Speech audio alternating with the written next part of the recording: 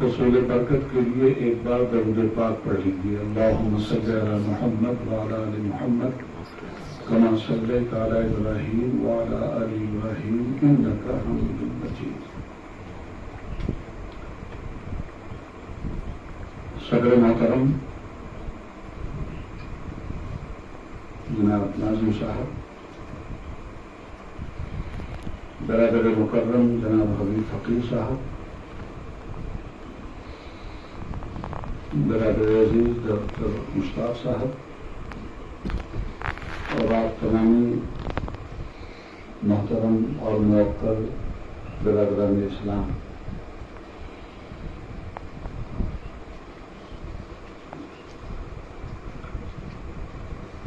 آج آپ کے بیچ اللہ کا احسان ہے کہ پروردگار عالم نے امت کے ان جیالوں سے بات کرنے کا مجھے شرف عطا فرمایا.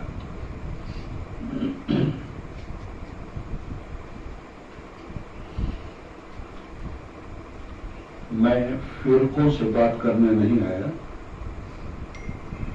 امت سے بات کرنے آیا،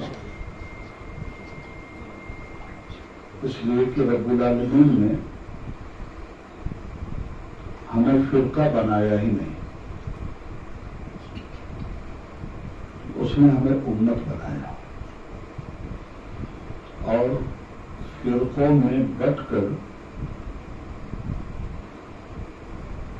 اپنے وجود کو تہس نہس کرنے کا کوئی پیغام ہمیں قرآن کریم نے نہیں دیا.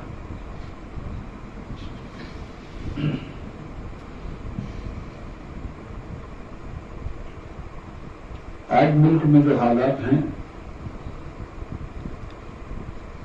مجھ سے زیادہ آپ واقف ہیں، اور دنیا میں مسلمانوں کے جو حالات ہیں اسے بھی آپ اچھی طرح سے جانتے ہیں. کل کے زمانے میں جب کہیں کوئی حادثہ ہوتا تھا یا واقعہ ہوتا تھا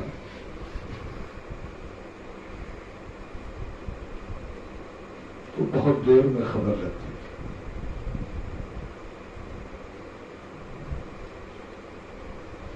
آج آپ کے یہاں آنے میں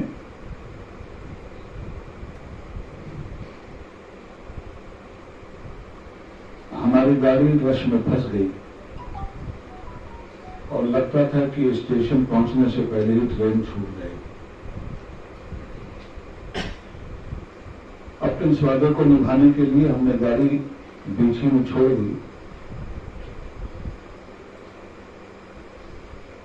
اور سڑک کے اس پار کے رکشے والوں کو آواز دیتے رہے اور سامان گاڑی سے نکال کر روڈ پہ اس پار سے اس پار کراس کرنے کے لیے جو لوہے لگے ہوئے ہیں ان لوہوں کے بیچ سے سامان لے کر نیچے سے اوپر آئے، پھر دوسرے لوہے سے سامان لے کر نیچے سے اوپر گئے اور کسی طرح ایک رکشے والے کو پکڑ کے 3:10 پہ ہم اسٹیشن پہنچے. اللہ کا شکر ادا کرتے ہیں کہ آپ تک پروردگار نے ہماری آبرو بچاتے ہوئے ہمیں پہنچا دیا. ورنہ یہ دور یقین اور اعتماد کا دور نہیں، یہ دور شکوک کا دور ہے، بدگمانی کا دور ہے.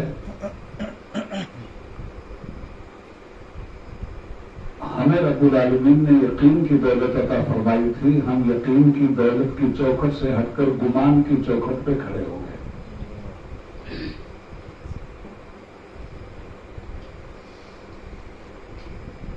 ہم مسلمانوں کے یہ حالات کیوں ہوئے ایسے؟ اس لیے کہ کسی قوم پر تباہی کے جو آثار رونما ہوتے ہیں اس کے کچھ علل و اسباب ہوا کرتے ہیں. اللہ تعالیٰ قرآن کریم میں فرماتا ہے عزت اللہ کے لیے ہے، عزت اللہ کے رسول کے لیے ہے اور عزت مومنین کے لیے ہے۔ قرآن کے ایک ایک نقطے پہ ہمارا ایمان ہے۔ عزت اللہ کے لیے ہے، کوئی شک نہیں۔ عزت رسول اللہ کے لیے ہے، کوئی شک نہیں۔ عزت مومنین کے لیے ہے، کوئی شک نہیں۔ مگر کیا آج مومن کہلانے والوں کے پاس عزت ہے؟ کیا مومن کہلانے والے لوگ عزت کی زندگی گزار رہے ہیں؟ کیا مومن کہلانے والوں کے اندر ایمان کی صفت موجود ہے؟ ہمیں غور اس بات پہ کرنا پڑے گا، اس لیے کہ قرآن میں کوئی بات غلط نہیں آ سکتی۔ ہم مومن ہونے کے دعوے دار ہیں اور اس کے باوجود ذلیل ہو رہے ہیں، تو اس کا مطلب یہ ہوا کہ دعویٰ ہمارا ایمان کی دلیل بن کر سامنے نہیں آ رہا ہے۔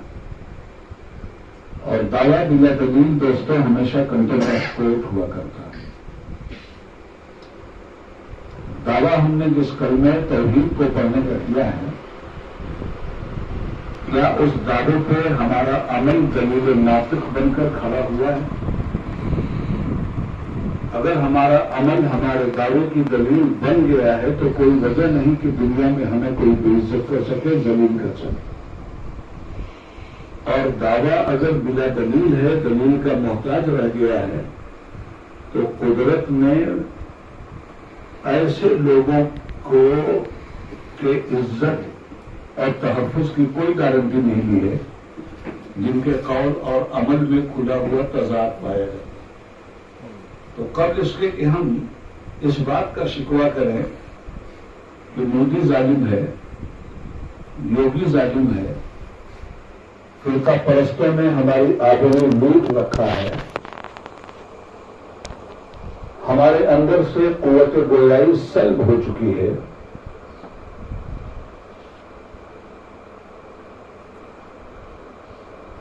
ہم اپنے وجود کا اگر جائزہ لے لیں بجائے اس کے کہ ہم دوسروں کا جائزہ لیں، دوسروں کا جائزہ لینے کے بعد ہماری کمزوریوں سے پردے نہیں اٹھ پائیں گے۔ قومیں وہ ترقی کرتی ہیں جو اپنا محاسبہ کرتی ہیں، ذاتی اعتبار سے بھی اپنا محاسبہ اور جماعتی اعتبار سے بھی اپنا محاسبہ۔ جب تک اپنا محاسبہ نہیں کیا جائے گا، حالات میں تغیر پیدا ہونے کا کوئی سوال نہیں پیدا ہوتا۔ جہاں تک میرا قوت حافظہ رفاقت کر رہا ہے، میں اپنے تجربے کی روشنی میں آپ سے یہ بات کوئی نئی اور انوکھی نہیں کہہ رہا ہوں۔ کاش قرآن کریم کا عمیق مطالعہ ہم مسلمانوں کے پاس ہوتا اور صحیح معنوں میں قرآن سے سچا رشتہ ہم نے پیدا کیا ہوتا اور صحیح معنوں میں قرآن حکیم کے فلسفے کو سمجھنے کی ہم نے کوشش کی ہوتی، تو آج ہماری یہ حالت نہیں ہوتی جس حالت کا ہم شکوہ کر رہے ہیں۔ جب میں کہتا ہوں کہ یا اللہ میرا حال دیکھ، حکم ہوتا ہے کہ اپنا نامہ اعمال دیکھ۔ ہمیں نہایت ایمانداری کے ساتھ اپنی کمزوریوں اور کوتاہیوں کو تسلیم کرتے ہوئے ان کوتاہیوں اور کمزوریوں اور بدعملیوں سے جہاد کرنا پڑے گا، اس لیے کہ ہمارے درد کا مداوع ان معتمل صدق و کذب حکومتوں کے پاس ہرگز نہیں ہے جو حکومت سنویدھان کا شپتھ گرہن کرنے کے بعد سنویدھان کی دھجیاں اڑا رہی ہیں۔ ہمارے مسائل کا حل ہمارے ہاتھ میں ہے۔ ہمیں دو عظیم الشان نعمتیں رب العالمین نے عطا فرمائی ایز اے مسلمان، جو سب سے بڑی نعمت ہمارے پاس ہے۔ ایک نعمت کا نام نعمت قرآن ہے اور دوسری نعمت کا نام نعمت صلاۃ ہے۔ نماز جیسی عظیم الشان نعمت ہمیں عطا کی گئی، قرآن جیسا عظیم الشان صحیفہ الہی ہمیں دیا گیا۔ ہم مسلمانوں کے ساتھ ان دونوں کا رشتہ کیا ہے؟ ان دونوں کے رشتے کو اگر سمجھ کر ہم اپنے عمل میں انہیں داخل کر لیں، میں یقین کے ساتھ آپ سے کہتا ہوں زمانے کے ایٹمبم میں کیڑے پڑ جائیں گے اور آپ کو فاتح زمانہ بننے سے کوئی طاقت روک نہیں سکتی۔ ہم نے کبھی اس بات پہ غور نہیں کیا کہ ہم قرآن پڑھتے ہیں تو اس کا مطلب کیا ہے، اور ہم نماز پڑھتے ہیں تو اس کا شان نزول کیا ہے، بیک گراؤنڈ کیا ہے۔ دو باتیں میری ذہن میں آپ رکھیں، جب ہم نماز پڑھتے ہیں تو ہم اللہ سے بات کرتے ہیں، اور جب ہم قرآن پڑھتے ہیں تو اللہ ہم سے بات کرتا ہے۔ جب ہم نماز پڑھتے ہیں تو ہم اللہ سے بات کرتے ہیں، اور جب قرآن پڑھتے ہیں تو اللہ ہم سے بات کرتا ہے۔ اب ہم نماز میں اللہ سے کیا بات کرتے ہیں ہمیں پتہ ہی نہیں، قرآن کی تلاوت میں اللہ ہم سے کیا بات کر رہا ہے اس کا بھی ہمیں پتہ نہیں۔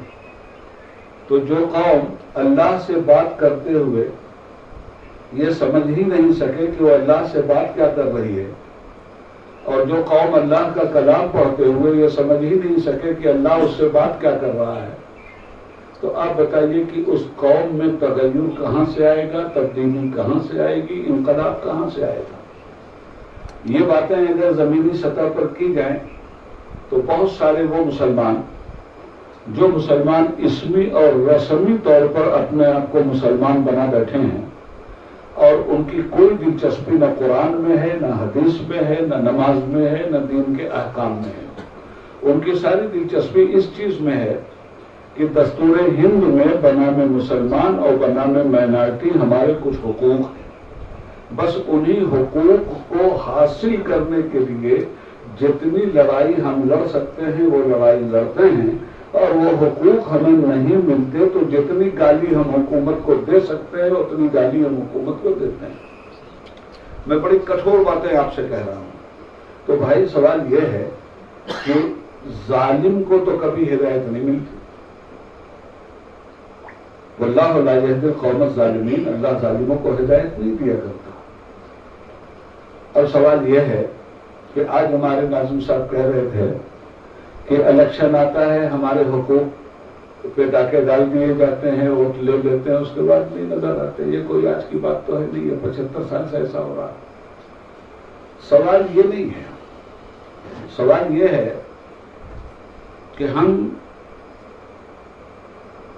جن حالات سے گزر رہے ہیں اس میں ہم اکہویں مار نہیں کھا رہے ہیں، ہمارے سامنے دوہرے عذاب ہیں۔ آپ مجھے بتائیے کہ آخر ہندوستان کے مسلمانوں کا جرم کیا ہے کہ ان کا حق ان کو نہیں مل رہا ہے؟ بھئی دوسروں کی نگاہ میں مجرم ہوں گے تب نے ان کا حق ان کو نہیں مل رہا ہے اور انہیں سزا نہیں مل رہی، تو ہمارے جو غیر مسلم ہیں وہ ہمیں آخر کس جرم کی سزا دے رہے ہیں؟ ہم تو ہر چیز میں ان کے ساتھی براتی ہیں۔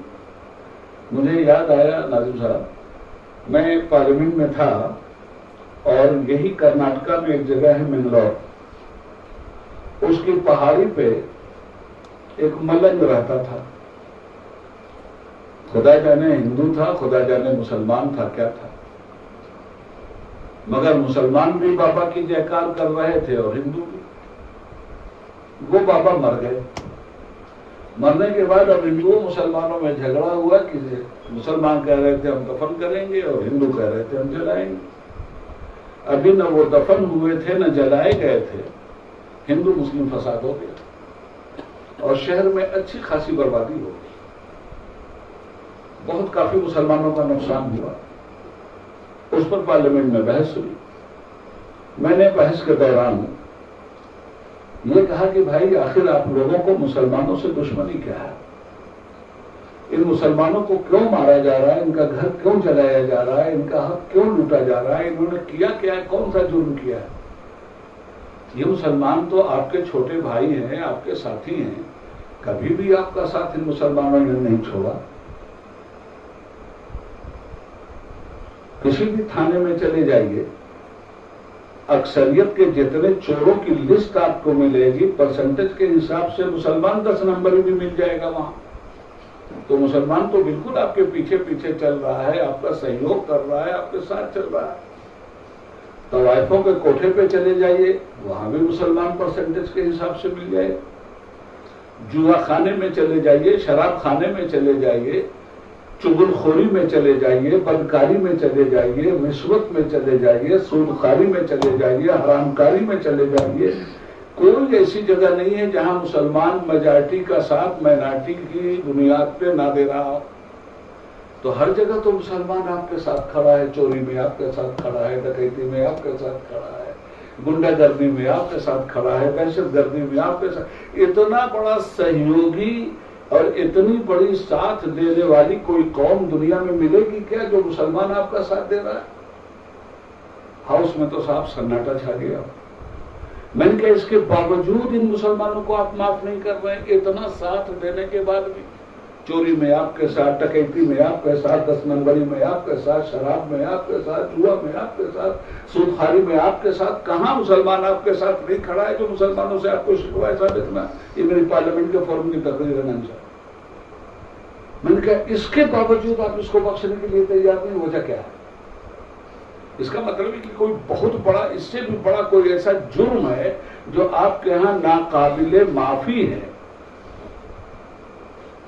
تو سمجھ میں صرف ایک بات آئی کہ ہاں مسلمان بہت بڑا مجرم ہے، اور جب تک یہ جرم کرے گا تب تک ہم اس کو معاف نہیں کریں گے۔ کیا ہے مسلمانوں کا وہ جرم؟ مسلمانوں کا وہ جرم ہے مسلمان ہونا۔ مسلمان کا جرم کیا ہے؟ ان کی نظر میں مسلمان ہونا۔ کسی قیمت پہ لفظ مسلمان کے ساتھ آپ کا وجود ان کے لیے قابل برداشت نہیں ہے، اس کو یاد رکھیے گا۔ اور یہ کفر کے نیچر میں ہے، اس کو بھی یاد رکھیے گا۔ کفر کے نیچر میں ہے۔ قرآن کہتا ہے کہ یہ کفار و مشرکین اس وقت تک تم سے راضی نہیں ہو سکتے جب تک تم اپنے دین و ایمان کا سودا ان سے نہ کرو۔ تو آئیے حقیقت کی طرف۔ آپ کی لڑائی کہاں ہے؟ آپ نے تو جس دن سے کلمہ پڑھا ہے اسی دن سے آپ میدان جنگ میں ہیں، اور آپ تلاش کر رہے ہیں امن۔ امن کے دائی آپ ضرور ہے، مگر جنگ ظالموں سے آپ کی اسی دن سے ہے جس دن سے آپ نے لا الہ الا اللہ کہہ دیا ہے۔ جب آپ کہیے گا کہ یہ خدا کے علاوہ کوئی لائق عبادت نہیں ہے، تو جن کے 300 کروڑ خدا ہیں وہ آپ کو مانیں گے، آپ کو بخشیں گے؟ آپ سے جنگ نہیں ہوگی، ان کی ہوگی، اور 100% ہوگی، اور ہمیشہ ہوتی رہی ہے۔ ستیزہ کار رہا ہے ازل سے تائمروز، چراغ مصطفی سے شرار بولابی۔ آپ کی یہ جنگ ہے، مگر معاملہ کیا ہے؟ وہ تو مسلمان سمجھ کر مار رہے ہیں، اور ہم اپنے گریبان میں ذرا منہ ڈال کے دیکھیں کہ کیا ہم وہی ہیں جو دنیا ہم کو سمجھ رہی؟ دوہری مار کی بات عبید اللہ اعظمی نے آپ سے اس لیے کہا کہ مجھے ڈر یہ ہے کہ زمین پہ تو ہم اس جرم میں مارے جا رہے ہیں کہ ہم مسلمان ہیں، اور مرنے کے بعد قبر میں کہیں اس جرم میں نہ مارے جائیں کہ زمین پہ ہم مسلمان ہی نہیں۔ آپ ذرا میرے ان جملوں پر غور کر لیجیے۔ ہاں، ہم مسلمان بننے کے بجائے بنے کیا؟ اور قرآن اور حدیث کا استحصال ہم نے کیسے کیا؟ میں ابھی ان مسلمانوں کی بات کر رہا ہوں جن کی شرعی داڑیاں ہیں، جو متقی اور پرہیزگار کہلاتے ہیں، عالم اور علماء کہلاتے ہیں۔ میں پہلے ان کی بات کر رہا ہوں۔ کہاں پہنچا دیا اس قوم کو انہوں نے؟ کیا قرآن اور حدیث پر اتنا ہی پکا ایمان ہے مسلمان کا جتنا دیوبندی، بریلوی، شیعہ، سنی ہونے پہ ہے؟ یہ بات سوچنے کی ہے۔ کسی بھی پارٹی کا مسلمان جتنا اپنی پارٹی کا وفادار ہے اتنا نہ اللہ کا وفادار ہے، نہ رسول اللہ کا وفادار ہے، نہ قرآن کا وفادار ہے۔ یہ زمین کی وہ کٹھور سچائیاں ہیں جن سچائیوں سے ہم انکار نہیں کر پائیں گے۔ ہم اپنی پارٹی کے لیے جتنا جھنڈا اٹھا کے چلتے ہیں، جتنا زندہ باد مردہ باد کرتے ہیں، جتنا جھوٹ اس پارٹی کے لیے بولتے ہیں، جتنی دغا بازی کرتے ہیں، جتنی 420 کرتے ہیں، اور جتنا اپنا ایمان ہم برباد کرتے ہیں کسی ایک پارٹی کے لیے، کیا ہم اللہ اور رسول کے لیے بھی قرآن اور حدیث کے مطابق اسی ایمانداری سے عمل کر رہے ہیں؟ تو میرے بھائی، نیچر کے اصول نہیں بدلا کرتے، اور نیچر آپ کی عادت میں نہیں ڈھلتا۔ آپ کو اپنے کو نیچر کی عادت میں ڈھالنا پڑے گا۔ اور نیچر سے اگر آپ بغاوت کیجیے گا تو قدرت یہ نہیں دیکھتی کہ آپ کلمہ پڑھ رہے ہیں یا کلمے کے غدار ہیں. قدرت جس طرح کلمے کے غدار کو پیٹتی ہے اسی طرح کلمہ پڑھنے والے تابعدار کو بھی پیٹتی ہے. قدرت کے فیصلے چہرے دیکھ کے نہیں ہوتے، کیریکٹر دیکھ کر ہوتے ہیں، کردار دیکھ کر ہوتے ہیں، ایمان دیکھ کر ہوتے ہیں، عمل دیکھ کر ہوتے ہیں. اللہ تعالیٰ نے ہم سے کیا کہا تھا؟ الذی خلق الموت والحیات لیبلوکم ایکم احسن عملا. اے لوگو، ہم نے موت اور حیات کو اس لیے پیدا کیا ہے کہ اس کے بیچ میں تم کو رکھ کر ہم آزما لیں کہ تم میں حسن عمل کا مالک کون ہے. اب بجائے اس کے کہ مودی سے شکوا کریں اور پارٹیوں سے شکوا کریں، کبھی ہم نے اپنے اندرون میں بھی جھانک کر دیکھا کہ ہمارے اندر کتنے مودی بیٹھے ہوئے ہیں، ہمارے اندر RSS کی کتنی فکر بیٹھی ہوئی ہے، ہمارے اندر ابلیس کی مطابقت کے کتنے جذبات ابل کر ہمیں استعمال کر رہے ہیں. بھائی میرے بات بہت کٹھن ہے، مگر ایک بات ذہن میں رکھیے گا کہ یہ شہادت گہے الفت میں قدم رکھنا ہے. لوگ آسان سمجھتے ہیں مسلمان ہونا، رسمی مسلمان ہونا اور ہے، اسمی مسلمان ہونا اور ہے، اصلی مسلمان ہونا اور ہے. تو اللہ تعالیٰ قرآن میں دوسری جگہ کہتا ہے ہم لوگوں سے، یا ایھا الذین آمنوا آمنوا باللہ ورسولہ. جنہوں نے کلمہ پڑھا ہے، ہم آپ کے بیچ تو ایک زبردست عالم موجود ہیں ماشاءاللہ، ان سے آپ سنتے رہتے ہوں گے. ہم نے تو آج سے 55 سال 60 سال پہلے کچھ پڑھا تھا، آج وہ میموری سے کھینچ کے لا رہے ہیں. یہ لوگ تو نوجوان ہیں اور ان لوگوں کا علم تازہ ہے، مگر ہم اس 74 سالہ زندگی میں جو اپ ڈاؤن دیکھ چکے ہیں، اس اپ ڈاؤن کو آپ کے سامنے ایمانداری کے ساتھ رکھ رہے ہیں. آج ہم دہائی دے رہے ہیں سموِدھان سرکشا کی. یہ دہائی کیوں ہے ہماری؟ سموِدھان خطرے میں ہے، کانسٹیٹیوشن. اس کانسٹیٹیوشن میں کشمیر سے لے کے کنیا کماری تک بسنے والے سارے ہندوستانیوں کے دھرم کرم سب کی حفاظت کی گارنٹی دی گئی ہے، اور آج اس گارنٹی کو چنوتی ہے. تو چنوتی بھی جو دی جا رہی ہے اس گارنٹی کو، اگر یہ سموِدھان ختم ہو جاتا ہے تو ہماری کوئی حیثیت نہیں رہ جاتی. اگر اس سموِدھان پہ عمل نہیں رہتا ہے تو ہماری آبرو کی کوئی گارنٹی نہیں رہ سکتی، ہماری ترقی کی کوئی گارنٹی نہیں رہ سکتی. اس لیے تن من دھن کی قربانی دے کر ان طاقتوں سے اس سموِدھان کی حفاظت کے لیے ہمیں جنگ کرنی ہے جو طاقتیں اس سموِدھان کو مٹا کر ہمارے مستقبل ہی کو دفنا دینا چاہتی ہیں. تو بھائی زیادہ سے زیادہ ہمارا مستقبل اگر اس سموِدھان کے ذریعے محفوظ بھی رہا تو زندگی کی آخری سانس تک یہ سموِدھان زیادہ سے زیادہ ایمانداری کے ساتھ بھی اگر لاگو ہوتا ہے تو ہماری حفاظت کی گارنٹی ہندوستان کی سرزمین پر یہ سموِدھان کب تک دیتا ہے؟ جب تک ہم ہندوستان سے قبرستان نہیں پہنچ جاتے. مگر کیا یہ سموِدھان قبرستان میں پہنچنے کے بعد بھی ہماری حفاظت کی گارنٹی کرتا ہے؟ اگر ہم مرنے کے بعد کچھ نہیں ہے، مرنے کے بعد کچھ ہونا ہی نہیں ہے، تب تو یہی تک ہماری لڑائی لڑنی چاہیے. اور اگر مرنے کے بعد پھر زندگی ہونی ہے اور پھر کبھی مرنا نہیں ہے تو مجھے یہ بتائیے کہ اس دنیا میں تو مصیبتوں کو اٹھا کے بھی ہم جی لیں گے، آخرت کی زندگی میں جہاں موت ہماری نگاہوں کے سامنے ذبح کر دی جائے گی، اس وقت اگر ہم مصیبتوں میں آ گئے تو ہمیں کون بچائے گا؟ ہمیں بچانے کے لیے جس طرح سے ہندوستان میں یہ سموِدھان ضروری ہے، اس کو بچانے کے لیے ہمیں قربانی دینی ضروری ہے، اسی طرح دونوں جہان میں ہم کو بچانے کے لیے اللہ نے بھی اپنے حبیب کو ایک سموِدھان دیا ہے جس کا قرآن کریم نام ہے، اور اس کے حکم کی حفاظت ہمیں اسی طرح تن من دھن کے ساتھ کرنی ہوگی جس طرح سے آج ہم دنیاوی فائدے کی حفاظت کے لیے اس سموِدھان کے لیے آپ کے بیچ دوڑ رہے ہیں. تو عرض یہ کرنا ہے، زیادہ لمبی چوڑی گفتگو نہیں کریں گے، عرض یہ کرنا ہے کہ ہمیں اپنی یونٹی کیسے پیدا کرنی ہے. وَاعْتَصِمُوا بِحَبْلِ اللَّهِ جَمِيعًا وَلَا تَفَرَّقُوا. اللہ کی رسی کو مضبوطی کے ساتھ تھام دو اور فرقوں میں مت بٹو. یہ بات کس نے کہی ہے؟ قرآن نے. ہم آج ہندوستان میں بدقسمتی سے کن ناموں سے پہچانے جا رہے ہیں؟ ہمیں دیوبندی کہلانے میں بڑا اچھا لگتا ہے, بریلوی کہلانے میں بہت اچھا لگتا ہے, وہابی کہلانے میں بہت اچھا لگتا ہے. یہ جتنے فرقے ہیں ان فرقوں کے ساتھ ہم وابستہ ہو چکے ہیں. ہم مانے نہ مانے منافقت اچھی بات نہیں ہے.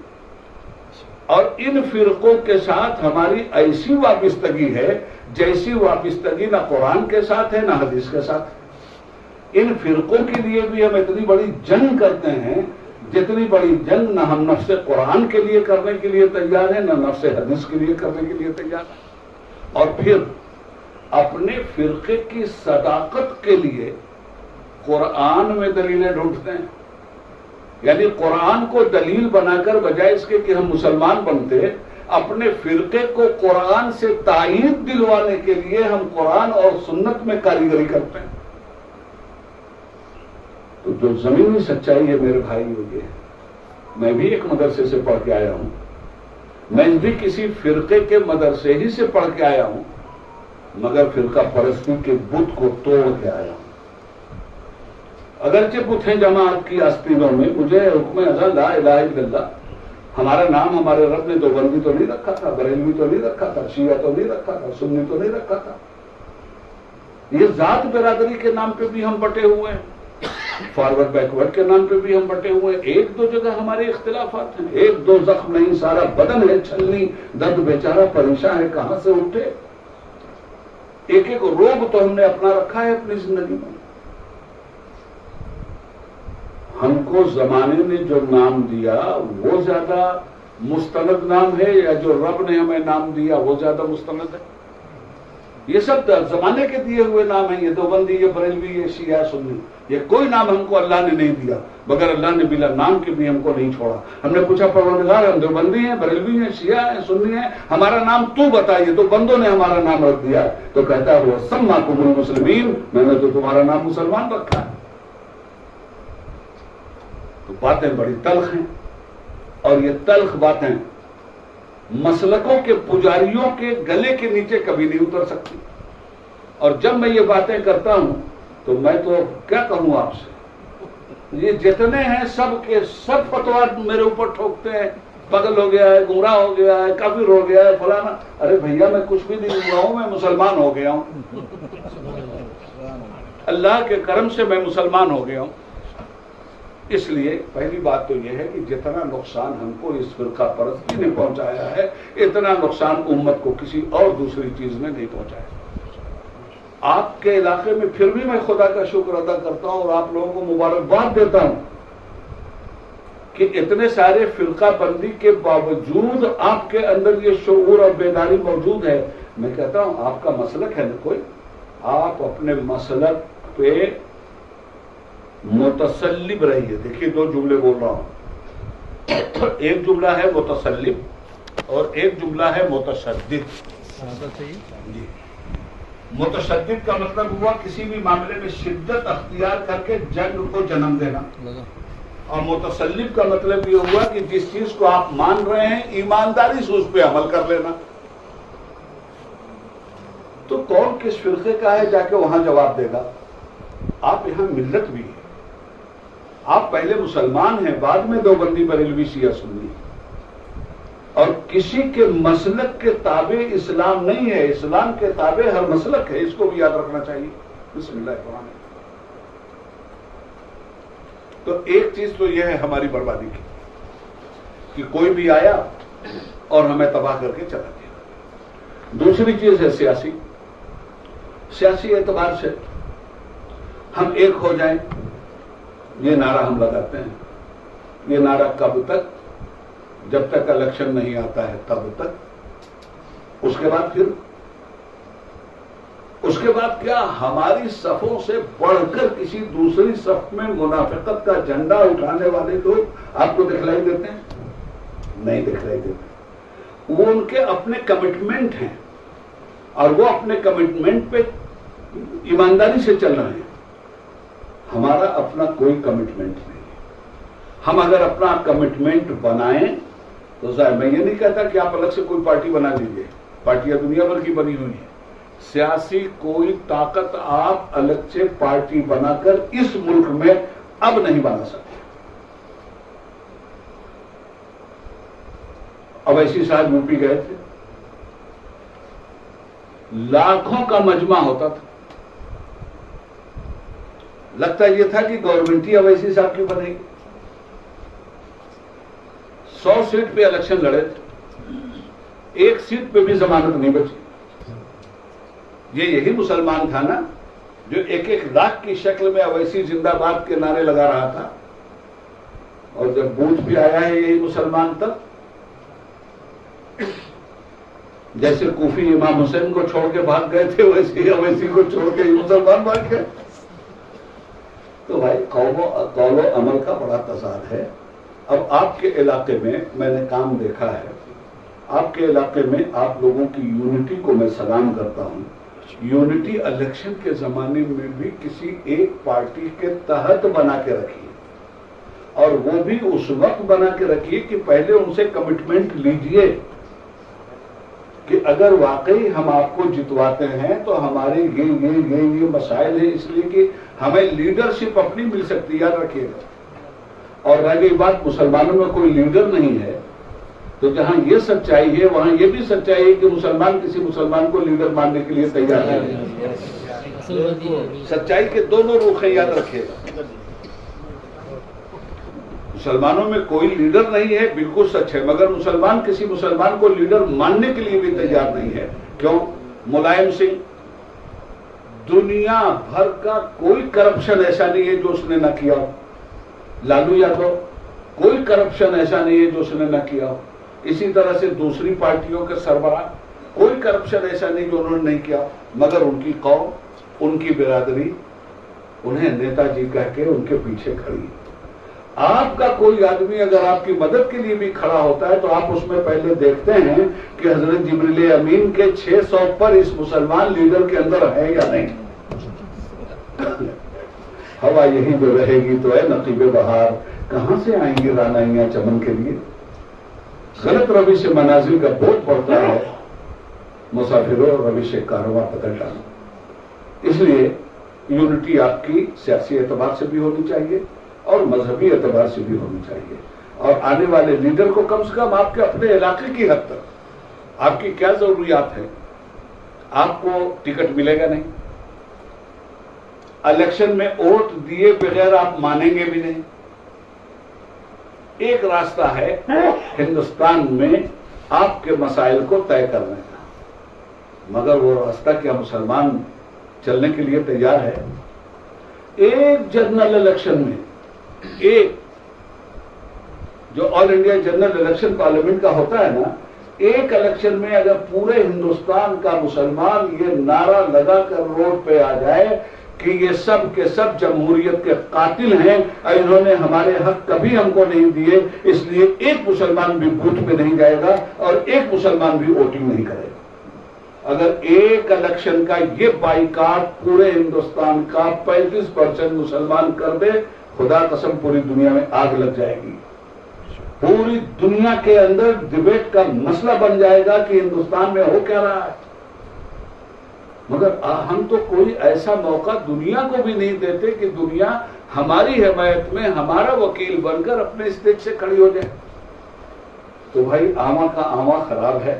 اب علاقہ جاتی طور پر آپ لوگ 2 کام کریں، اور کر رہے ہیں آپ۔ ناظم صاحب کی گفتگو سے مجھے اندازہ ہو گیا، اور حبیب بھائی نے بھی اس علاقے کی ساری باتیں مجھے بتا دی کہ یہاں کے جو مذہبی رہنما ہیں، چاہے وہ کسی بھی فرقے اور مسلک کے ہوں، مسلک نہیں آڑے آ رہا ہے مسلمانوں کے معاملے میں۔ یہ بہت اچھی سی بات ہے۔ تو ایک تو یہ کہ مسلکی کوئی جنگ یہاں پر پیدا ہونے دیجیے، اور ایک بات اور بتا دوں آپ کو، اگر اسی علاقے کے علماء ہوں گے تب تو انشاءاللہ نہیں پیدا ہوں گی یہ بات۔ اور کہیں یو پی اور بہار سے اگر آپ نے ایکسپورٹ کیا دل کی بات بتا، پھر آپ کی خیر نہیں ہے۔ یاد رکھیے گا، جو تباہی یو پی اور بہار کے مسلمانوں کی مسلک کے نام پر ایک دوسرے کی گردن کاٹنے کی ہے، اللہ اس تباہی سے آپ کو محفوظ رکھے، اللہ اس تباہی سے محفوظ رکھے۔ تو میں اس وقت حاضر ہوا ہوں، ایک تو یہ کہ بک گیا ہوں جنوں میں کیا کیا کچھ نہ سمجھے خدا کرے کوئی، میں اس لیے حاضر ہوا ہوں کہ ایک تو یونٹی آپ قائم کریں۔ میں آپ کا چھوٹا سا خادم ہوں، جب سے اللہ نے مجھے شعور کی آنکھ دی ہے اس وقت سے سوا ملت کے میری زبان پہ کوئی دوسرا جملہ ہی نہیں ہے۔ مجھ سے زیادہ کوئی جیل نہیں گیا، مجھ سے زیادہ کسی نے جنگ نہیں کی، مجھ سے زیادہ شاہبانو کیس کوئی نہیں لڑا، مجھ سے زیادہ 1986 میں سپریم کورٹ کے فل بینچ کے فیصلے کو شاہبانو کیس میں پارلیمنٹ کے ذریعے الحمدللہ رب العالمین آپ کے اس خادم کے ذریعے ڈیلیٹ کروایا گیا۔ یہ ہندوستان کی تاریخ کا پہلا واقعہ ہے کہ فل بینچ کا فیصلہ پارلیمنٹ کے ذریعے ڈیلیٹ ہوا اور مسلم پرسنل لا کی بحالی 1986 میں الگ سے مسلم متعلقہ بل بنا، اور اس کے بعد 1990 میں بھی میں نے ایک سیاسی فائدہ اپنی قوم کے لیے اٹھایا، اور پارلیمنٹ میں نے یہ کہا کہ 15 اگست صرف ہندوستان کی آزادی کا دن ہے، مگر میلاد النبی انسان کی آزادی کا دن ہے۔ 15 اگست کو صرف ہندوستان آزاد ہوا تھا اور نبی اکرم صلی اللہ علیہ وسلم کی آمد پر انسان آزاد ہوا تھا۔ اس لیے میرا مطالبہ ہے کہ اگر ہندوستان کی آزادی کی چھٹی ہوتی ہے تو سماجی انصاف کے سب سے بڑے رہبر حضرت محمد صلی اللہ علیہ وسلم کی پیدائش کے دن کی بھی چھٹی ہونی چاہیے۔ اللہ کا کرم ہے 15 اگست 1990 کو لال قلعہ کی عظیم فصیل سے ملک کے prime minister mister Vishwanath Pratap Singh نے میرے کہنے پہ اعلان کیا، اور آج یہ سینٹرل چھٹی آپ کو مل رہی ہے۔ تو جہاں تک انفرادی طور کی بات ہے ہم لوگ توڑتے ہیں، مگر اجتماعیت میں بڑی طاقت ہے، بہت طاقت ہے۔ آپ گھسنے مت دیجیے ایسے ایلیمنٹ کو جو کہیں سے بھی گھس کر آپ کی اجتماعیت میں انتشار کے کیڑے پیدا کر دیں۔ آپ اس سے اپنے آپ کو بچائیے۔ اللہ تعالیٰ آپ لوگوں کو بے پناہ ترقیوں سے نوازے، اور مساجد آپ کی مرکز ہے۔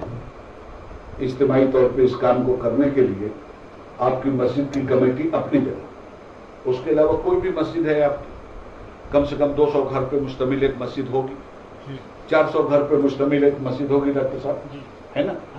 اس مسجد کا تعلق اس محلے کے لوگوں سے ہے، اور محلے کا تعلق اس مسجد کے ساتھ ہے۔ بس محلے والوں کا ایک رجسٹر بنا لیجیے، محلے والوں کی ایک کمیٹی بنا لیجیے، محلے میں اگر ڈاکٹر ہیں تو ڈاکٹر لے لیجیے، محلے میں انجینئر ہیں تو ان کو لے لیجیے، محلے میں وکیل ہیں تو ان کو لے لیجیے، محلے میں بزنس مین ہیں تو ان کو لے لیجیے، محلے میں تاجر کے ساتھ ساتھ ٹیچر ہیں تو ان کو لے لیجیے۔ اچھے لوگوں پر مشتمل ایک کمیٹی آپ بنا لیجیے۔ مان لیجیے کہ 400 گھر ایک محلے میں ہیں، مسجد کو اس 400 گھر کا مرکز بنائیے آپ، اور 400 گھر کا ایک رجسٹر بنائیے، اس میں پڑھے لکھے لوگوں کا پرسنٹیج مت نکالیے۔ ان 400 لوگ گھر کے لوگوں میں غیر پڑھے لکھے لوگوں کا پرسنٹیج کیا ہے وہ نکالیے۔ اس 400 گھر میں فسادیوں کا پرسنٹیج کیا ہے وہ نکالیے، مقدمہ بازوں کا پرسنٹیج کیا ہے وہ نکالیے، شرابیوں کا پرسنٹیج کیا ہے وہ نکالیے۔ بڑے آرام سے یہ پرسنٹیج نکل آئے گا، اور نکلنے کے بعد اپنے امام صاحب کی سربراہی میں، اپنی اس ملت کی سربراہی میں آپ صرف اپنے محلے پہ ورک کیجیے۔ محلے سے باہر نکل کے آپ کو ورک کرنے کی ضرورت نہیں، اور محلے میں ورک کیجیے، اور لوگوں کو نہایت ایمانداری کے ساتھ مسجد سے جوڑ دیجیے، ان کو ان کا نفع ان کا نقصان قرآن و سنت کی روشنی میں دکھلائیے۔ اسکول کے ساتھ ان بچوں کو آج جوڑیے۔ آج عالم یہ ہے کہ ہم جتنا ہندوستان کی تاریخ کے بارے میں جانتے ہیں اتنا اسلام کی تاریخ کے بارے میں نہیں جانتے۔ ہم جتنا ہندوؤں کے مذہبی رسومات کے بارے میں جانتے ہیں اتنا اسلامی رہبروں کی زندگی کے افکار و کردار کے بارے میں نہیں جانتے۔ تو وہ قومیں تباہ ہو جاتی ہیں جن کی دوری تاریخ سے ہو جاتی ہے، اور ان قوموں کو کوئی نہیں مٹا سکتا جو تاریخ کے سرمائے کو اپنی زندگی میں محفوظ کر کے اپنے پرزینٹ کو فیوچر کا نشانہ بنا دیتی۔ ہمیں تاریخ ہی نہیں معلوم، حضرت ابوبکر کون تھے نہیں معلوم، حضرت عمر کون تھے نہیں معلوم، کس طرح اسلام کا احیا ہوا نہیں معلوم، کس طرح خلافت راشدہ کا قیام ہوا نہیں معلوم، کس طرح سے عرب سے چند نکلنے والے لوگ پوری دنیا پہ چھا گئے نہیں معلوم۔ تو جب ہمیں کچھ معلوم ہی نہیں ہے تو ہمیں تو دیمک کی طرح چاٹ جانے میں ہمارا دشمن 2 منٹ بھی نہیں لگائے گا بھائی۔ اور دینیات سے ہر بچے کو جوڑنا ضروری ہے۔ میں نہیں کہتا کہ اس کو آپ مولوی بنائیے، آپ اسے مسلمان بنائیے۔ اس کو اسلام کی اتنی تعلیم ہو جانی چاہیے کہ وہ کسی مولوی کا محتاج نہ ہو، ورنہ جنازہ پڑھانے کے لیے بھی مولوی صاحب کی محتاجی آپ کے پاس رہے گی۔ اب ایک واقعہ سنا دوں، میں زیادہ آپ لوگوں کو پریشان تو نہیں کر رہا، ایک واقعہ بتا دوں مسلمانوں کی بے حسی کا۔ ارے بھائی، یہ نماز پڑھانے کے لیے امام صاحب کو آپ نے رکھا ہے، بہت اچھا کام کیا ہے، مگر امام صاحب 5 وقت کی نماز کے اگر امام ہیں تو لفظ امامت کی اس سے بڑی توہین نہیں ہو سکتی۔ پھر جملہ سن لیجیے، امام صاحب اگر صرف 5 وقت کی نماز پڑھانے کے امام ہیں تو لفظ امام کی اس سے بڑی توہین نہیں ہو سکتی۔ یہ 5 وقت کی نماز کوئی بھی مسلمان پڑھا سکتا ہے، اس کے لیے مولوی صاحب کیا ضروری ہے؟ ہاں، مولوی صاحب اس لیے ضروری ہے کہ ہر مسلمان امام نہیں ہو سکتا۔ مولوی صاحب کے پاس اتنا علم ضرور ہے کہ اگر وہ امامت کے فریضے کو قبول کریں تو مولوی صاحب امامت محلے کی کر سکتے ہیں، مسجد کی امامت کے لیے مولوی صاحب نہیں ہیں، محلے کی امامت کے لیے مولوی صاحب ہیں۔ صرف 5 وقت کی نماز پڑھانے کے لیے مولوی صاحب نہیں ہیں، محلے کے کردار و عمل کو سدھارنے کے لیے مولوی صاحب ہیں، اور یہ ہے اس چیز کا نام جس کو لفظ امامت کے ساتھ موسوم کیا جاتا ہے۔ تو ہر محلے میں ایک امام صاحب اپنی کمیٹی لے کر اپنے محلے کو سدھارنے کے لیے محلہ سدھار کمیٹی کے نام پر اگر کام کریں اور محلے والے اس میں سہیوگ کریں، آپ دیکھیں گے کہ 1 سال کے بعد ہر اس برائی کا گراف نیچے آئے گا جس برائی کے خلاف آپ کا امام آپ کو ساتھ میں لے کر جدوجہد کر رہا ہوگا۔ تعلیم بہت ضروری ہے۔ 2 طرح کی تعلیم ہے، ایک تعلیم کا نام ہے فکر معاش، فلسفہ معاش، اور دوسری کا نام ہے فلسفہ معاد۔ ایک تعلیم وہ ہے جو روٹی اور روزی کو فراہم کرتی ہے، اور دوسری تعلیم وہ ہے جو آخرت کے عذاب سے چھٹکارا دے کر جنت الفردوس جیسی نعمت عطا کرتی ہے۔ یہ دونوں تعلیم آپ کے لیے ضروری ہے۔ معاش کی تعلیم بھی آپ کے لیے ضروری ہے، معاد کی تعلیم بھی آپ کے لیے ضروری ہے۔ جس طرح سے انجینئر بن جاتا ہے تو اس کی صلاحیت سامنے آتی ہے، ڈاکٹر بن جاتا ہے تو اس کی صلاحیت سامنے آتی ہے۔ اچھا، مولوی بن جاتا ہے، اس کے باوجود صلاحیت دینی اعتبار سے پرورش پاتی ہوئی نہیں دکھلائی دیتی۔ سنیے، بڑی کٹھور باتیں میں کرتا ہوں۔ 1 لاکھ انجینئر پیدا ہوئے تو کنسٹرکشن کی دنیا میں انقلاب آ گیا صاحب، 1 لاکھ ڈاکٹر پیدا ہوئے تو میڈیکل کی دنیا میں انقلاب آ گیا، ہر سال 1 لاکھ مولوی پیدا ہوتا ہے، اسلامی دنیا میں کوئی نہیں انقلاب آ رہا ہے۔ کیا یہ سوچنے کی ضرورت نہیں ہے؟ کیا اس کو سمجھنے کی ضرورت نہیں ہے؟ جس طرح سے ایک انجینئر اپنی ذمہ داری کو سمجھتے ہوئے اپنے علم کے تقاضوں کو پورا کرتا ہے دنیا کی روٹی حاصل کرنے کے لیے، اسی طرح علماء اسلام کو عاقبت مسلمانوں کی سنوارنے کے لیے اور خود اپنی عاقبت کی حفاظت کے لیے اس سے زیادہ کہیں محنت کرنے کی ضرورت ہے۔ مگر احساس ذمہ داری کا فقدان ہمارے اندر ہو چکا ہے۔ ہم باتیں سنتے ہیں، باتیں بڑی اچھی لگتی ہیں، ہم اللہ کو تو مانتے ہیں، ایمانداری سے بتائیے گا کیا اللہ کی بھی مانتے ہیں؟ رسول اللہ کو مانتے ہیں، قرآن کو مانتے ہیں، اسلام کو مانتے ہیں، مگر کیا ان کی بھی مانتے ہیں؟ اگر ان کی مانتے تو جہالت ہوتی ہمارے ماحول میں۔ اور عبادت صرف مسجد میں سجدہ کرنے کا نام نہیں ہے دوستو۔ جس طرح مسجد میں سجدہ کرنا عبادت ہے، اسی طرح مارکیٹ میں خون پسینہ بہا کر جائز روٹی اپنے بچوں کے منہ میں ڈالنا بھی اسی طرح عبادت ہے جس طرح نماز پڑھنا ہے۔ اسلام نے عبادت کے بڑے بھاری کنسپٹ کو آپ کے سامنے رکھا ہے، آپ اس کو دیکھیے، ورنہ یہاں پلاننگ بہت دوسری ہے۔ بھائی صاحب نے بتایا کہ 35 کروڑ مسلمان ہیں. چلو میں نے مان لیا 35 کروڑ. تو ٹوٹل آبادی کتنی ہے ملک کی ابھی بھائی؟ 1,40,1,140. ہاں 1,35 کے تو اوپر ہو گئی. اچھا 1,37,40 ہے نا. چلیے تو 1,37,40 میں 37% آپ مان لو. آپ 35 کہہ رہے تھے, میں 37 کہتا ہوں. باقی کتنے بچے؟ 100 کروڑ. یہ 100 کروڑ کے بیچ آپ چلے جائیے جہاں 10 لڑکے بیٹھے ہوں اور چپ چاپ سے ٹیپ لگا دیجیے. آدھا گھنٹہ کی ان کی گفتگو محفوظ کر دیجیے. اور جہاں 10 لڑکے مسلمانوں پہ بیٹھے ہوں وہاں بھی ٹیپ لگا دیجیے اور آدھا گھنٹہ کے لیے مولانا اس کو محفوظ کر دیجیے. پھر ذرا دونوں کی باتیں سنیے. وہ جو غیر مسلم بچوں کی آدھا گھنٹے کی گفتگو آپ نے ٹیپ کیا ہے اس میں ان کی بحث ہوتی ہے کہ یار فزیکل طور پہ صحیح ہو جاؤ تاکہ فوج میں جانے میں کامیاب ہو جائیں, پولیس میں جانے میں کامیاب ہو جائیں, یار تعلیم میں یہ کر لو تو یہ مل جائے گا, وہ کر لو تو وہ مل جائے گا. ان مسلمان بچوں کی آدھے گھنٹے کی سن لیجیے. فلانا ایسا ہے تو ٹھکانوا ایسا ہے تو فلانا یہ, سوا اگل خوری چگل خوری کے کوئی دوسری بات آپ کو نہیں ملنے والی. یہ سب میں تجربے کی بات آپ کو بتا رہا ہوں. میں گزرا ہوں ان سب چیزوں سے اس لیے آپ کو بتا رہا ہوں. اور میرا دل خدا کی قسم روتا ہے اپنی قوم کے لیے, تڑپتی ہے میری طبیعت.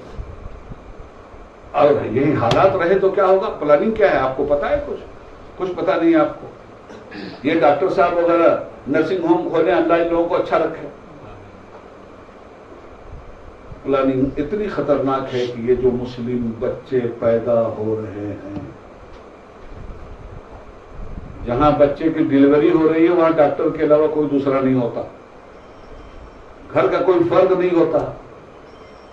میں سمجھایا جا رہا ہے کہ ان مسلم بچوں کی پیدائش کے وقت ہی کچھ نہ کچھ ان کے بچوں کے ساتھ ایسا کر دو کہ یہ بڑے ہو کر عیب نارمل ہو جائیں. کیا کیجیے گا؟ اب گائنی کی ڈاکٹر کی ضرورت آپ کو ہے کہ نہیں؟ آپ کو مسلم بچیوں کے ڈاکٹر بنانے کی ضرورت ہے کہ نہیں؟ تو اگر اپنی بچی میرے خیال سے اب میرے بھائی نہیں بن پا رہی ہے, اب کسی قوم کی بچی کوئی اگر بن رہی ہے یا بنانا ہے تو 2-4 بچیوں کو یہاں سے باہر بھیج دیجیے. یہاں 1 کروڑ روپے سے کم پہ MBBS نہیں ہوگا. ازبکستان میں بخارا میں 40 لاکھ روپے میں MBBS ہو جائے گا. تو اگر 40 لاکھ روپے میں MBBS ہو جاتا ہے اور ہم کو گائنی کی لڑکیوں کی ضرورت ہے تو ہم اپنی بچیوں میں سے سلیکٹ کر لیں بھائی, اور سلیکٹ کرنے کے بعد آپس میں طے کر لیں. لگتا کتنا ہے؟ 70,000 75,000 روپے پر منتھ کا خرچ ہے. وہ بھی اکٹھا وہ نہیں لے رہے ہیں, ان کی مہربانی ہے. آپ ماہانہ جمع کر سکتے ہیں تو ماہانہ جمع کر دیجئے, سالانہ جمع کر سکتے ہیں تو سالانہ جمع کر دیجئے. تو ان کی بچیوں کو تو نکال کے لے آئیے. آپ کو ہم کو ساموہک ذمہ داری ادا کرنی پڑے گی. اور اگر ہم نے ایسا نہیں کیا, کل میں کسان گھرانے سے آتا ہوں, تھوڑی بہت کھیتی باڑی میرے باپ دادا کی پرانی زمینداری رہی ہے, اور فوجی گھرانے سے آتا ہوں. 400 سال سے ہم اس ہندوستان میں ہیں. اس ہندوستان میں پشاور سے آئے تھے.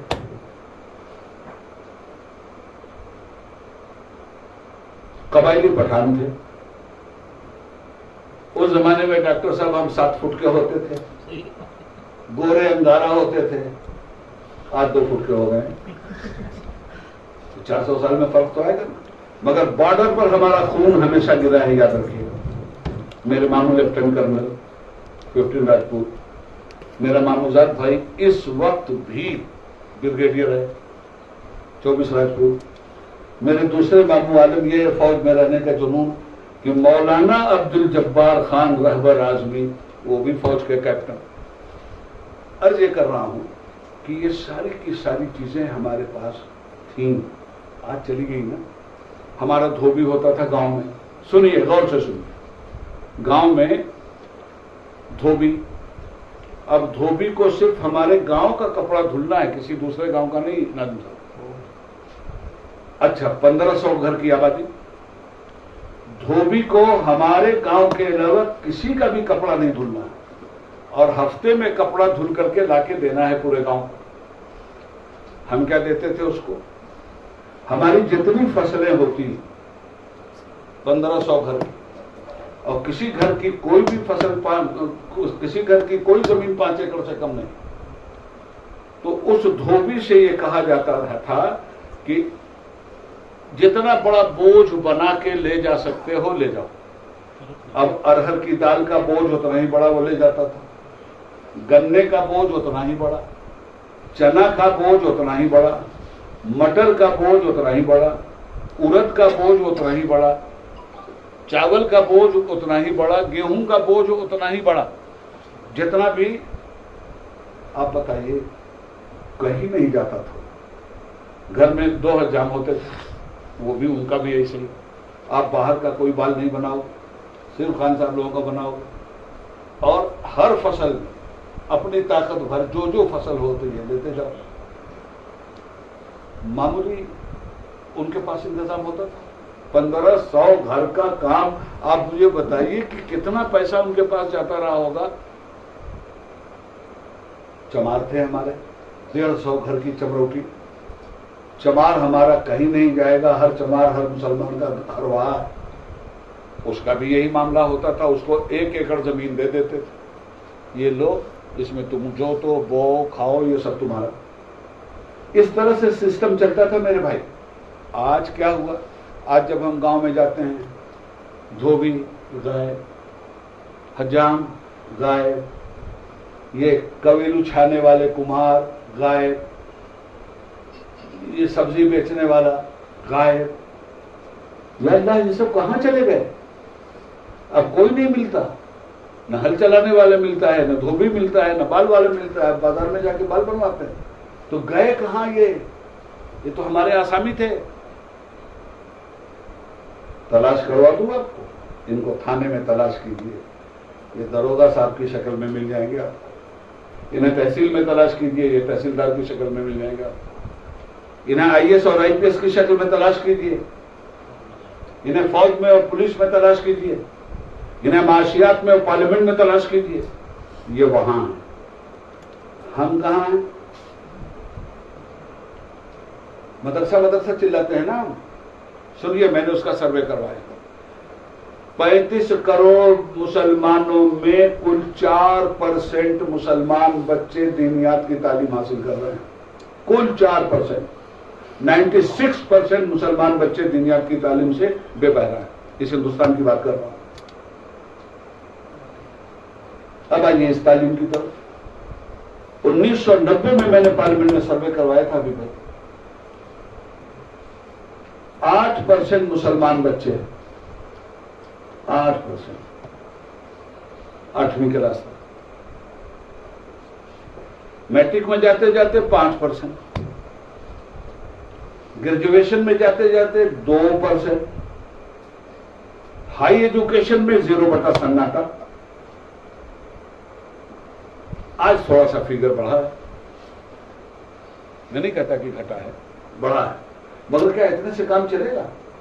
اب یہ جو 100 کروڑ لوگ ہیں، آپ نے دیکھا نا، جس کو کل 2 وقت کی روٹی نہیں مل رہی تھی، آج امبیسڈر کار لے کے گھوم رہا ہے کہ نہیں گھوم رہا ہے؟ تو یہ ہوگا کیا؟ 100 کروڑ لوگوں کو جب ہم پڑھیں گے نہیں، لکھیں گے نہیں، روٹی روزی نہیں ہوگی. MA کیے ہوئے لڑکے جھاڑو دے رہے ہیں. تو جب ہمارے پاس ایک دم تعلیم نہیں ہوگی تو یہ 100 کروڑ لوگوں کو ڈرائیور چاہیے کہ نہیں؟ مونچی چاہیے کہ نہیں؟ گھر میں پوچھا لگانے والی عورت چاہیے کہ نہیں؟ دروازے پہ کھڑا ہونے والا دربان چاہیے کہ نہیں؟ کوئی آپ کو ہندوستان سے نہیں نکالنے جا رہا ہے. مگر یہ جو آسامیوں کی جگہ 35 کروڑ کی خالی ہو گئی ہے، یہ جگہ آپ سے بھری جائے گی کل. اور اس کے بعد وہ غیر مسلم اپنے دوسرے غیر مسلم دوست سے کہے گا، یہ ہمارا مسلمان ڈرائیور بڑا ایماندار ڈرائیور ہے، بڑا محنتی ہے. یہ ہمارا مسلمان باورچی بڑا بڑھیا باورچی ہے. یہ ہمارا مسلمان چپراسی بڑا بڑھیا چپراسی ہے. یہ ہمارا مسلمان بوٹ پالش کرنے والا ارے بڑا بڑھیا موچی ہے. آپ خوش کیوں؟ اس لیے کہ زمانے نے جس دہشت گردی کو آپ پر مسلط کیا ہے میرے دوستو، اس دہشت گردی سے آپ مات کھا گئے ہیں، آپ ڈر گئے ہیں، آپ کے حوصلے پست کیے گئے ہیں، اور ان حوصلوں کو ابھارنے کے لیے لوگ نہیں کھڑے ہو رہے ہیں، صرف ڈروانے کے لیے لوگ کھڑے ہو رہے ہیں۔ ان حوصلوں کو ابھارنے کے لیے ری ایکٹ کرنے کی ضرورت نہیں ہے، ایکشن کرنے کی ضرورت ہے۔ ری ایکشن سے کام نہیں ہونے والا ہے، کام ہونے والا ایکشن سے۔ ایکشن مینس عمل۔ آپ بھول جائیے ایک طرفہ، اور ایک طرفہ اپنا کام زیرو سے شروع کیجیے۔ تو زیادہ نہ کہتے ہوئے صرف اتنا عرض کروں گا کہ آپ اپنے علاقے ہی کی ذمہ داری لیجیے، آپ ہندوستان بھر کی ٹھیکیداری مت لیجیے، آپ ہندوستان بھر کے بارے میں مت سوچیے، آپ اپنے علاقے کو تو بہتر بنا دیجیے۔ ایک کام وہ ہمارے سیٹ صاحب کدھر گئے، وہ بلڈر صاحب یہ بیٹھے ہیں، سو رہے تھے، جاگیے۔ بلڈر صاحب کیا کرتے ہیں؟ سمجھدار بلڈر جب گھر بناتا ہے ڈاکٹر صاحب، تو پہلے جو ٹاور کھڑا کرتا ہے نا، تو ٹاور میں پہلے ایک فلیٹ سجا دیتا ہے، سیمپل۔ اب لوگ آتے ہیں تو وہی دکھاتا ہے سیمپل، یہ ملے گا آپ کو، کروائیے بکنگ، کروائیے بکنگ، سیمپل۔ ہم مسلمانوں کو چاہیے کہ ہم اپنے اپنے گھر کو سیمپل بنا دیں۔ اگر ہم نے اپنے گھر کو سیمپل بنا دیا تو دوسرے گھر بھی دیکھی دیکھا سیمپل ضرور بنائیں گے۔ اور میں یہ نہیں کہتا کہ ساری خرابیاں ایک بار ختم ہو جائیں گی، نہ، خرابیوں میں بڑی کشش ہوتی ہے، بڑا اٹریکشن ہوتا ہے، گناہ میں بڑی لذت ہوتی ہے، آسان بات نہیں ہے اپنے سے لڑنا پڑے گا میرے بھائی۔ چماروں کو دیکھ لیجئے، ایک کاشی رام کھڑا ہوا، یو پی میں کایا پلٹ دیا۔ یہ اور بات ہے کہ مایاوتی پیسے کی بچی، اس نے اپنی پارٹی کو برباد کر دیا، یہ ایک الگ بات ہے ابھی بھائی، مگر چمار جب اکٹھا ہو گیا تھا، اس نے قربانی دیا تھا، چمار نے اپنی حکومت بنا کے برہنوں کا ناطقہ بند کر دیا تھا۔ ہم جانتے ہیں کہ آپ کی حکومت الیکشن نہیں بن سکتی، آپ کی پارٹی بھی کامیاب نہیں ہو سکتی، مگر آپ کیا ہے، جو پارٹیاں سیکولر کام کر رہی ہیں انہیں آپ باندھ کے رکھیے، وہ آپ کو نہ باندھیں۔ آپ میں تو کیا ہوتا ہے، دو چار آدمی کی پیٹھ کو تھپتھپا دیا انہوں نے، یہ دو چار آدمی ان سے جا کے کہتے ہیں ارے صاحب حبیب صاحب کے چکر میں مت پڑیے گا، حبیب صاحب تو فلاں آدمی کو تیار کر کے آپ کے خلاف بلوا رہے ہیں، چلیے ختم ہو گئی۔ تو ہمیں مل جل کر کے یہ سارا کام کرنا ہے، اور آنے والے دنوں میں اگر ہم زندہ رہنا چاہتے ہیں، دیکھیے ذلت اور موت اللہ کے ہاتھ میں، اور اس سے مت گھبرائیے کہ ہندوستان میں کیا ہو جائے گا، نسل کشی ہو جائے گی، سول وار ہو جائے گا، ہونے دیجیے، ہو جائے گا تو ہو جائے گا، کم سے کم اپنے کو مسلمان بنا کے تو جائیے یہاں سے، تو پھر اس سول وار میں آپ کا نقصان نہیں ہے، آپ زندہ رہے تو ایک عزت کی زندگی، اور کفر نے اگر آپ کو مارا ہے تو ایک شہادت کی زندگی، آپ کی کون سی پریشانی ہے بھائی؟ اور اس کے لیے اپنے آپ کو میرے بھائی تیار کرنا ہوگا۔